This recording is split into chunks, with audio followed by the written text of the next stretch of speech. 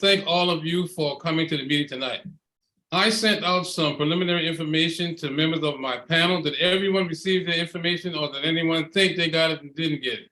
Cliff, I didn't get a response from you. You received it. Okay. The first thing I want to do is introduce my illustrious panel and tell you how they are qualified to even get into the discussion. First, we have Ms. Gayatri Deshmukh, and each of our panelists will tell you who they are.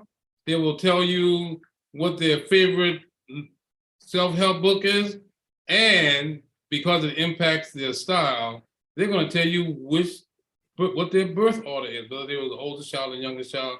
Let's start off with Gayatri Deshmukh. Gayatri, tell us about it. Thank you so much, Victor. Hello, everybody. My name is Gayatri. I am the firstborn in my family on both the sides, my father's side as well as my mother's side. And I don't really read self-help books. I use more of human library. Thank you so much. Let's give Gayatri a round of applause, everyone. Thank you very much. Our next panelist is Cliff Brackett, who's doing double duty at the time. And by the way, Cliff, anybody on this panel talk longer than 2 minutes, we don't want them to be talking that long. So use flash a red card or something. I don't know how you're going to do that, but that's what I'd like you to do. Cliff Brackett, tell us about it. So what you're saying is 2 minutes then for each speaker as you're having an exchange with them. Well, actually, no, not more than 2 minutes, because most of the exchange. That's what I mean. Yeah, not more than 2 minutes in the exchange. Okay. All right. So yes, my name is Cliff Brackett, and I was trying to think of the gentleman's name. You know, at my age, if it's more than 5 minutes, I forget it. And the writer of Victor, what's his name? I've mentioned many times to you. The Problem with Geniuses and other books that he's written. Malcolm Gladwell. Malcolm Gladwell. Thank you. So Malcolm Gladwell, over the last 15 years, his books have had more impact upon me than any other writer except Yahweh. And he wrote a rather lengthy book, took a couple thousand years, but that's a different category. But other than that, Malcolm Gladwell and a number of his books. And I am the oldest of, well, depending upon whether you go one way it's 6, the other way it's 10. But as the oldest of all of them. Thank you very much. Let's give a round of applause for Cliff Brackett, ladies and gentlemen. Thank you very much. Another panelist that we have is Mr. Charles Amamiya. Charles, tell us about it, my brother. Talk to us. Good evening, everyone. I work in technology 9 to 5, and my side hustle is life and business coaching and speaking. My favorite author is Mark Manson, and my favorite book by Mark Manson is The Subtle Art of Not Giving a Fuck. Do not let that name intimidate you or turn you off. I highly recommend this book. I usually don't recommend a lot of books, but it's a very counterintuitive approach to looking at life purpose, and it really gives good perspectives. And I am the oldest in my family, firstborn. So I'm beginning to see a theme here. Let's give Charles a great big round of applause. Thank you very much, Charles Amamiya. And the next panelist is Needy. Needy Dillon. Tell us about it, Needy. Tell us who you are and the other information. Thank you, Mr. Panelist. So my name is Needy Dillon, as you mentioned. I am the middle of 3 kids, and my favorite self-help book, although there are a great many, so the opposite of Gayatri, is The Happiness Advantage by Sean Achor. And I read this book when I was at a pretty low point in my life, and it really was a turning point for me. It helped me immensely, and it had to do with very subtle approaches to how you can change your mindset, which of course has been said by many, many people, but this had some practicable information in it, which I really enjoyed. And it's a book that I circle back to over and over again. I really enjoy it. Back to you, Mr. Thank you very much. Let's give a great big round of applause for Needy Dillon. Other members of the panel include Tony Jones. Tony Jones, tell us, my brother, how is it? It's wonderful. Wonderful. How's everybody doing? Again, fantastic. Okay, good. That's good to hear. My name's Tony, and I am also the #1 child here, the fearless leader of the whole group, the one that took all the yelling and screaming and punishment for everybody else. So I'm the #1 child. And the author that I'm currently listening to right now is David Goggins. He is best known for Can't Hurt Me, and also Never Finished. And he's dealing basically, if you're into mind control, discipline, overcoming obstacles, not making excuses, this is the guy to listen to. A former Navy SEAL that's trained, been in marathons, ultra marathons, triathlons, all that stuff, overcome a bunch of obstacles. One of the very few Black Navy SEALs that actually make it. So if you're into mind stuff, if you're into discipline stuff, if you're into trying to overcome any kind of obstacles, he is the person to listen to. Thank you, and back to you. Let's hear it for Tony Jones, ladies and gentlemen. Give him a great big round of applause.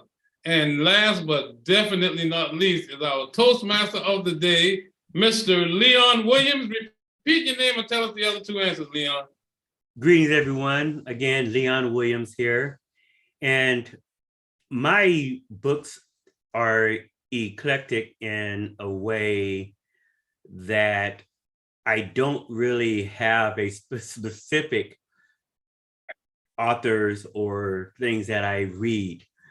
I read a lot of the books that are on my shelf are teaching me how to do something, whether it's how to read candlesticks or how to properly put something together, but it's teaching me how to do something. A lot of the self-help books that I read span the realm of all the authors that are out there. But two books that are favorites of mine would be How to Win Friends and Influence People and The Magic of Thinking Big. I don't read a lot of those books now because I've read them and I know everything that I need to know to how to do something. Sometimes I forget and I may need to go back and retry those things and relearn those things. But by the time you get a certain age, you've pretty much figured out what it is that you need to do it. You just have to remember to do it. Thank you very much, Mr. Williams. I see you have the red card. And I was just getting ready to give it back to you. We appreciate it. So, ladies and gentlemen, the point of their birth order, and what is your birth order, Mr. Williams? Pardon me? What is your birth order? Birth order? Yeah. I am the second to the youngest of 7 kids. Okay, thank you very much. The reason I implemented that bit of information is very simple. Years ago, I saw a composite drawing of an older lady and a younger lady, and you could tell based on the drawing that it was an older lady and a younger lady, if that's what you were told. And they had a group of people and they separated the people and they took portions of the drawing that was an old lady and put those in one room. And the other portion, they separated the drawing of a young lady, put that in another room. And they put the people in the room and had them to identify what they were looking at in the drawing. They told them afterwards that they were going to put them back in the room together with some other people who looked at another drawing. And they were telling them that there's more than one way to look at the drawing. So, and then they put them in the second room to look at the composite drawing and asked them whether it was a picture of an old lady or whether it was a picture of a younger lady. And invariably, the people who saw the younger lady first only saw a young lady in the picture. The people who saw an older lady first, they only saw an older lady in the picture. And after some discussion and some uproar and what have you, they both realized that it was indeed the same picture and that the second way to look at it was okay.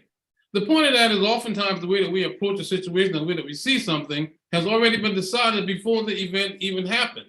Before something bad happens or something good happens or what have you, in the back of your mind, you already have a predisposition to do things a certain way. And the reason I thought it was interesting with these people's background, whether they were the older child or the younger child, because the thing that we are talking about, the way that they look at it, I think is going to be impacted by whether they were leaders in their family or not. Everybody got what I'm saying? Everybody understand? So nod your hand, say yes. Say yes. Say yes. Yes. Okay. So what we've done is we've taken a few questions and put them together, and we're going to have everyone give their take on it. And when we're finished, I'll come to some sort of a conclusion about the topic that we are talking about, which is basically people's tendency to deflect compliments. How many of you deflect compliments? Everybody say, I do, because we all do. I used to. People deflect compliments, and then they try to magnify their lack of accomplishments so that they can seem normal, or so they don't seem so intimidating, or people won't like them for whatever reason. But we're going to ask a few questions today about deflecting your accomplishments or denying the fact that you are the winner. We somehow don't want to be the winner. You know, America is this place, and although we have some people here that was born outside of America, Americans, they seem to like underdogs. So our first question is going to be, and I think we'll start outside first, outside America first. Let's go, Gayatri. How do cultural factors, oh, by the way, this is a safe place we are tonight, a very safe place. You can say whatever you want. No one's going to hang you. No one's going to hang you. No one's going to follow you home. The only thing that you're going to be restricted, you can't go for more than 2 minutes. And it's okay that the people who are on the panel, if you want to address something that someone else on the panel says, that's fine as well. Just let me recognize you and we'll call you up. But between now and then, this discussion is going to be lively. I anticipate it's going to be lively, even though we're assholes and even though we're well behaved. This may be a lively discussion. So beginning with you, Gayatri, how, if at all, do cultural factors and upbringing influence one's tendency to deflect compliments or to display or to downplay their accomplishments? Let's hear what do you think about that, Gayatri? Cultural elements add a lot of influence on how we behave. Especially in India, there are certain parts in our country where the people of that city are teased about their habit of saying first you, meaning if there is something happening, they will ask you to do it first. They would like to give you that privilege first, or about anything, even if it's like eating something, it's about enjoying something. It's called as pehle aap, like first you. Another factor that contribute towards deflecting any kind of compliment is that culturally in India, to talk about yourself, to brag about yourself, and to talk about how good you are is not really looked upon very positively. Our parents, since our childhood, say that you don't speak good about yourself, let other people speak good about you. It's not just about us ourselves. Even our parents would not praise us in public, because our parents also have this tendency, a notion, we won't praise our child, we want other people to praise our child. And that is what my parents also always did. My parents never praised me in public. They would in fact focus on, oh, how I'm not doing that well. But the moment of pride was that they would say that I'm not doing well, but people around would say that, oh no, your daughter is doing so well. So it's a little complicated thing over there psychologically, but yeah, we won't praise our kids, we won't praise ourselves, we would like others to do it. Thank you, guys. Thank you very much. Charles and Mia, do you remember the question, or should I repeat the question? No, I remember the question, sir. Can you speak to what she said? Sure. Yeah, from a cultural perspective, I believe that the way people are raised does have a lot to do with their inability to accept compliments. I've worked with a lot of Indian people, and I can relate to what Gayatri just said. And I have another perspective on this as well. I believe that a lot of people don't accept compliments because they have inherently low self-esteem, because they were raised in environments in which they were verbally beat down, they were berated, they experienced some type of abuse. For example, just speaking from my perspective, I had a really abusive alcoholic father who always told me I was a loser, would never amount to anything in life. So I never believed I was good enough.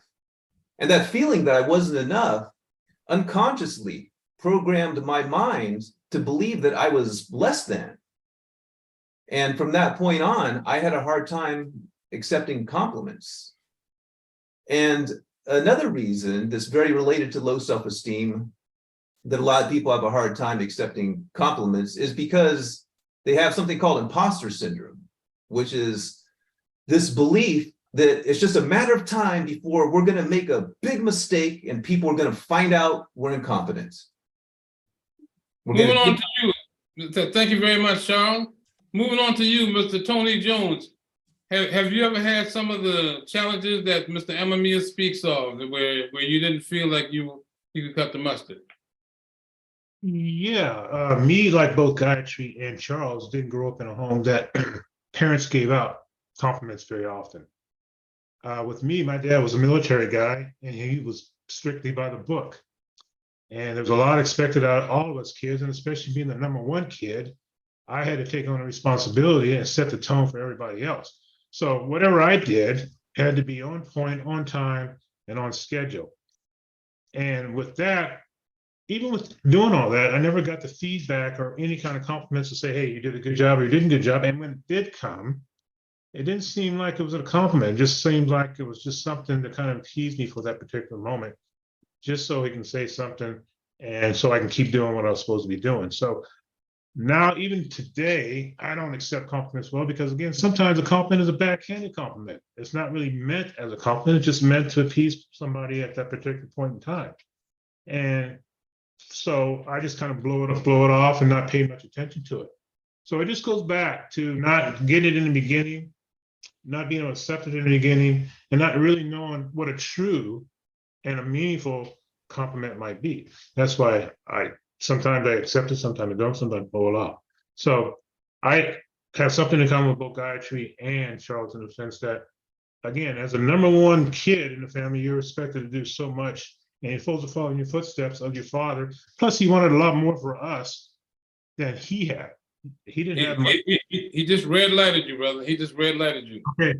I can recall my fear of saying thank you when I get a compliment.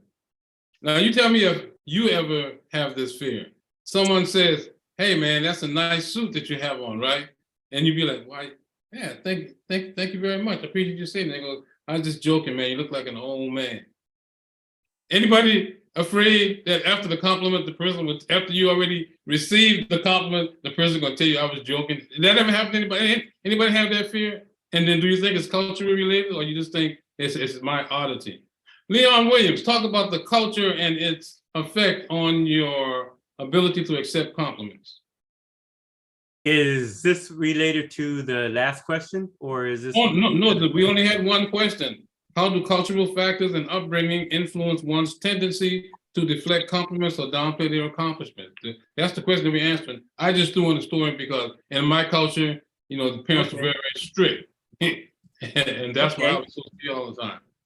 Okay, well, again, I agree with Gayatri and Charles and Tony Jones, but low self-esteem, definitely imposter syndrome. There's a lot of cultural and society norms that are different, that are apparent in certain cultures.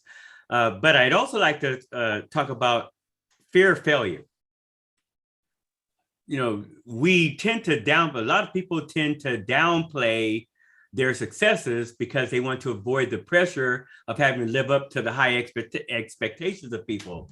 So we have this fear of failure, and we deflect these compliments when people give them to us because they won't have to perform. They won't have to live up to those expectations. And then something else is perfectionism. There are people who are just perfectionists. And no matter what you say to them, they are never going to feel as if they are doing enough. I have been a example of that in a lot of different issues, because to me, it's not anywhere near complete, but everybody seems to think it's great. And somehow I think somebody's going to pull the rug out from under me. And then there's personal values. And we miss that one a lot because there are people who prioritize humility. Oh, sorry, man, you just got red carded. Somebody take the time for Cliff, because Cliff is now going to address the fact as to whether or not what Leon was discussing. You want to speak to what Leon is discussing, or you want to stick to the original question? Or whatever you wish, Mr. Moderator, but let me Well, set the timer for myself. I think someone else will time in. All right. Need to time in. Besides, you may not even need 2 minutes to answer the question. How do cultural factors and your upbringing influence your tendency to deflect compliments or downplay your accomplishments? Me personally, not a general sense. Unless Well- you know somebody else better. Well, no, but I don't think I'm a typical example, but Say that then. It's okay to say that. Yeah, in my world, there was so much change, and there was, a lot of, I guess you would say, abuse and what have you. And so a lot of people have experienced that. And I think it's very common in those environments. And I teach children, a lot of those now teenagers who've come from those environments. So I think it's very natural to have kind of a low self-image. But what I've learned, and this is getting into a future question, but what I've learned is just to say thank you. And it doesn't mean anything. But I think that the tendency is to kind of feel like, well, if I act grateful for your compliment, somehow I'm showing myself to be egotistical. At least that's how it appears to me. For me, giving someone a compliment, whether you mean the compliment or not, has value, because words have value. So what I have come to do when I'm being complimented, and I do want to point out that there's 2 things I like about compliments. I love giving compliments, but boy, do I dig getting compliments. So whenever I get a compliment, I have the same response. Thank you so much for saying so. It was nice of you to say. See, what if you said that? Thank you so much for everybody all together. Thank you so much for saying that. It was nice of you to say so. It was was nice. nice We're of you to gonna say so. switch gears and go to a different question, because unless you want to speak to any of the responses that you have heard, I have another question for you to start off.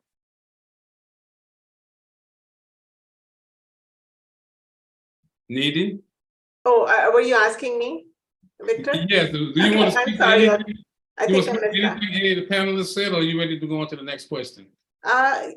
Yeah, as far as this question goes, I think Gayatri was accurate, and that definitely there is a feeling, at least where we grew up, where it's a sign of vanity to be readily accepting of compliments, and also it's encouraged that you be self-deprecating a lot.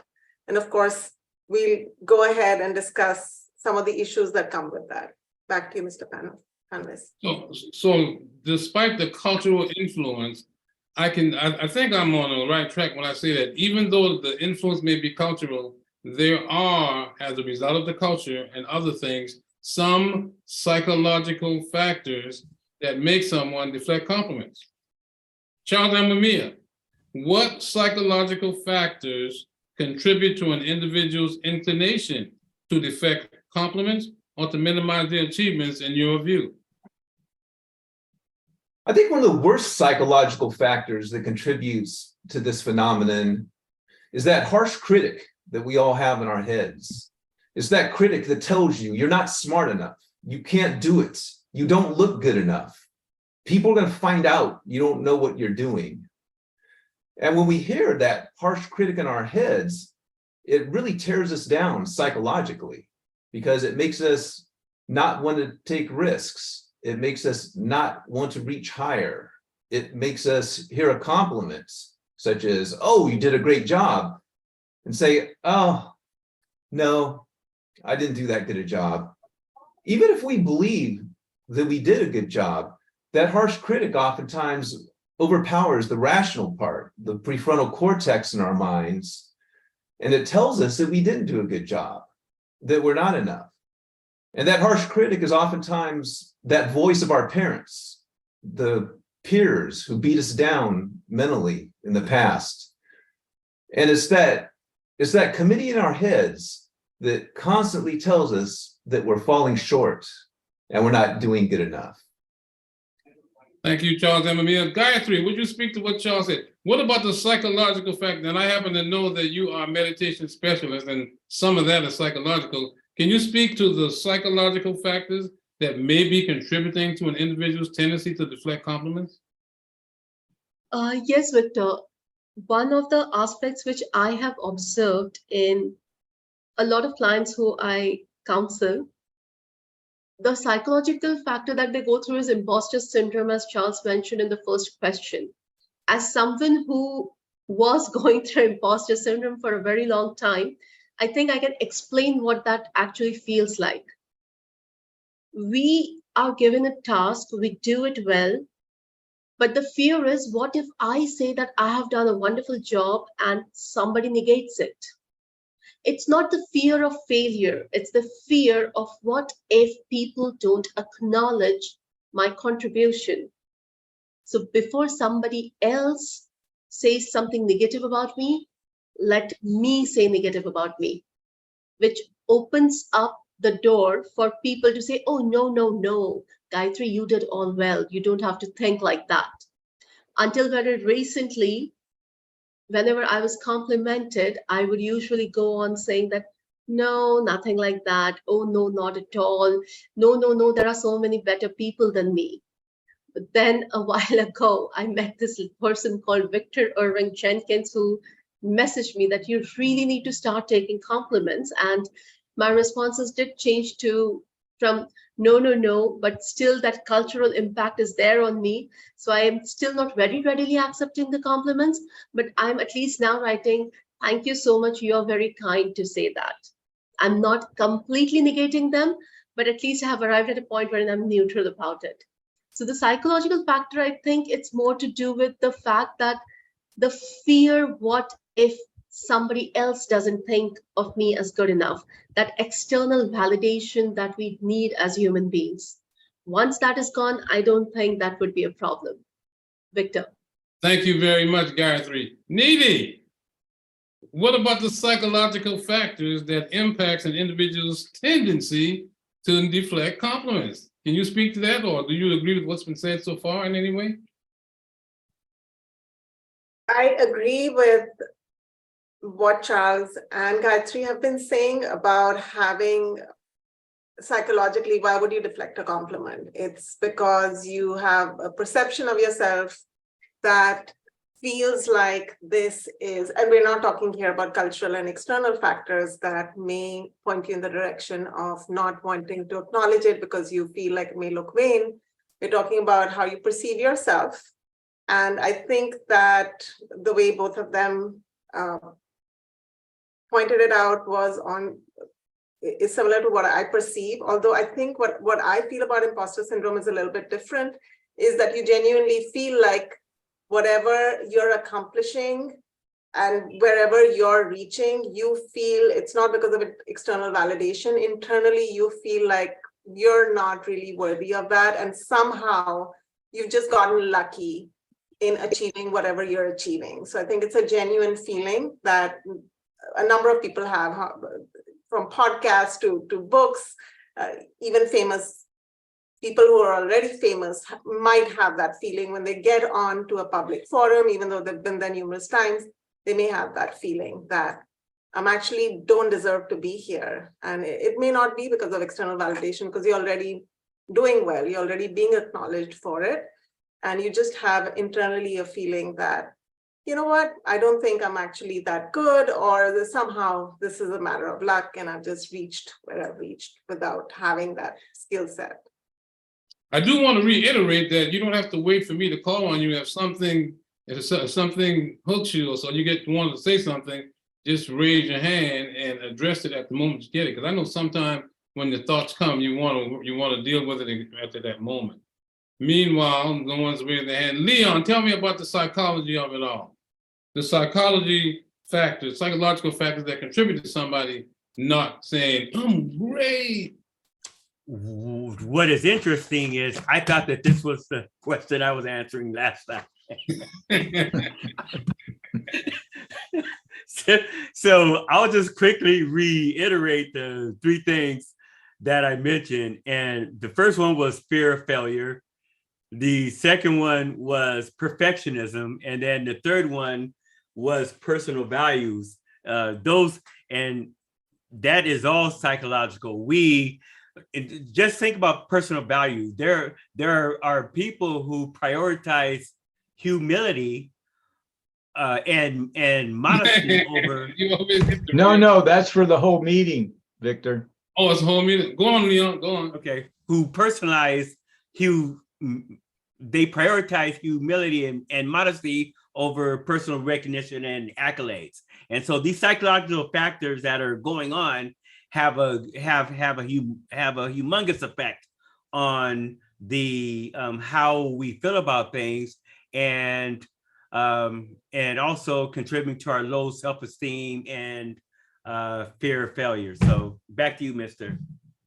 Thank you very much. And Tony, I know this may be a difficult question for you in that your team just got booted out of the playoffs.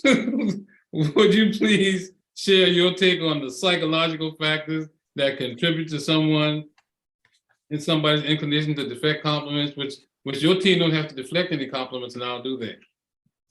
Well, let me say this again. It was my team, as I told you before, was not my team. However, since I pay for these tickets, and they may as well be my team, but I support them financially. I don't support them emotionally. I support them financially. But I want to answer your question by going back to that book that I read from David Goggins about Can't Hurt Me, because he was beat down by his dad. He was always told he was too fat, too ugly, too dumb. You can't do this, you can't do that. And this guy wanted to be a Navy SEAL. He was 280 pounds. And then the recruiter said, hey, there's no way you're going to become a Navy SEAL being 280 pounds and being black on top of that. So he took all the bows and all the arrows and channeled all that stuff within and let his mind go to work. He closed out all the outside noise and dealt with each one of those obstacles through his mind and let his mind take over. Let the inner workings of his mind do all the work that he needed to do by becoming a little more disciplined, by working out, by taking tests, by reading, by talking, and all this stuff started to accumulate and become positive. And he turned all this negative nonsense and negative energy into positive stuff. So when he hears a compliment now, he doesn't accept it as a compliment. He just accepts it as the fact that, hey, he did what he's supposed to do, when he was supposed to do it, and how he was supposed to do it. And that speaks for itself. So again, he doesn't take compliments well. I don't take compliments well at all, because you don't know where they're coming from. Again, there's a lot of backhanded compliments that people just say just to kind of tease you at that particular moment, which is hollow and shallow and it doesn't mean much. But when you deal with it from within and you have a certain mindset and you overcome all the obstacles that make it so that you were able to accomplish what you wanted to accomplish, I think that says it all there.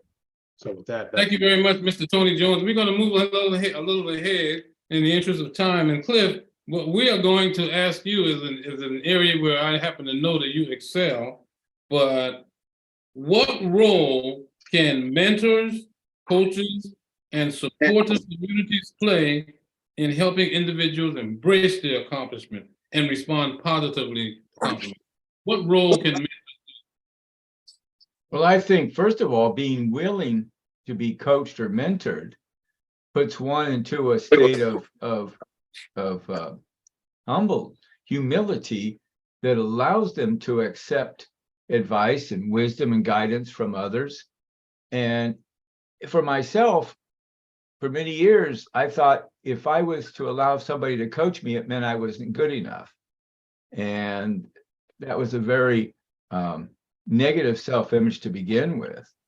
So when we're willing to accept it, then it puts us into a position to be able to make changes that can make a real positive difference in our life.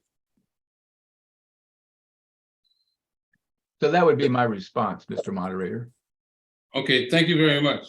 So we're moving along here, and while I don't share the difficulty in accepting compliments, there was a time that I actually did. Believe it or not, I used to think that I didn't look worth 3 cents on video. I used to think that my voice sounded funny. And I lived with that for a long time, and there was nothing anyone could do to change my mind. But while I was having that experience, I was reading books, I was listening to tapes, and all the things that I was reading was telling me human beings have unlimited potential and how human beings are great and wonderful. Well, my understanding of all of those things helped me realize that what I was dealing with was something that was inside my head, something that was inside what I was thinking. I lacked the confidence.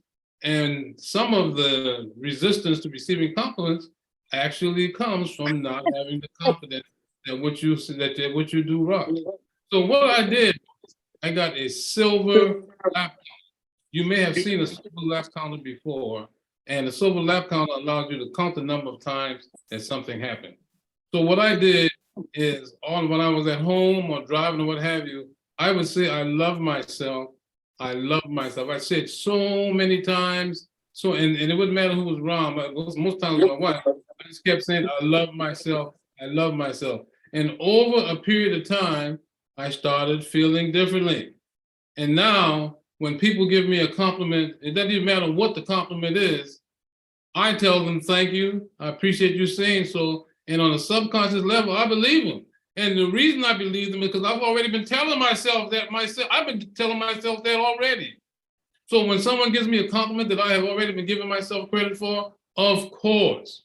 So in terms of what mentors can do, in terms of what coaches can do, we can help people we can help them demonstrate self-talk. We can teach them the value of spaced repetition. When we first become their mentor, when we first become their coach, we can get them accustomed to hearing our voice saying great things to them. And when our voice is not saying great things to them, they can be saying great things to themselves. So everyone on this panel, everyone in the meeting, make a commitment. Make a commitment that you will always appreciate compliments. And believe it or not, the people who are giving you compliments, most of them mean what they're telling you. Because if they didn't mean what they were telling you, they'd have to be paying a lot more attention to you than they're paying in order to figure out where you fall short. I thank everyone for their time, and I guess that is that the point, the 30-minute over? Or is that that is about 10 minutes over. We've been here for 40 minutes. Yes. Well, I thought the time. Well, okay. Thank you very much for everyone for taking the chance. And if you have any questions, let's hope that we can address them during the table topics portion of the meeting. Thank you very much, Mr. Toastmaster of the day, and thank you, panelists. We appreciate everything. Those of you that have to leave early, please feel free to leave early. No condemnation. Back to you, Mr. Toastmaster of the day. Thank you.